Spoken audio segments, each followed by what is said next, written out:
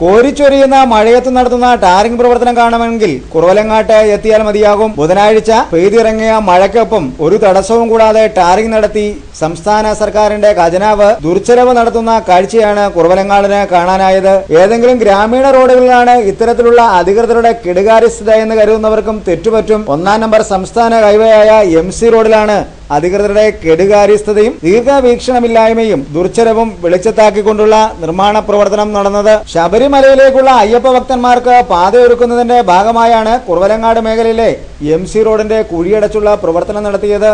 എന്നാൽ നിർമ്മാണ പ്രവർത്തനം നൽകി തൊഴിലാളികൾ മാറി മിനിറ്റുകൾക്കുള്ളിൽ തന്നെ റോഡിലെ കുഴികൾ അതുപോലെ തന്നെ വാവിളർന്ന് നിൽക്കുന്ന കാഴ്ചയായിരുന്നു കാണാനായത്. കോരിച്ചെരിയുന്ന മഴയിൽ ടാറും മിശ്രിതവും ചേർത്ത് റോഡിലിറക്കി റോഡിലോട് കയറ്റിയിറക്കി ഓരോ ഇഞ്ചും മുന്നോട്ട് നീങ്ങുമ്പോൾ പഴയ സ്ഥലങ്ങൾ വീണ്ടും വീണ്ടും കുഴിയായി മാറുന്ന കാഴ്ചയായിരുന്നു. അധികൃതരുടെ അനാസ്ഥയ്ക്കെതിരെ ഉന്നത അധികൃതർക്ക് പരാതി നൽകുന്നതിനുള്ള തയ്യാറെടുപ്പിലാണ് നാട്ടുകാർ.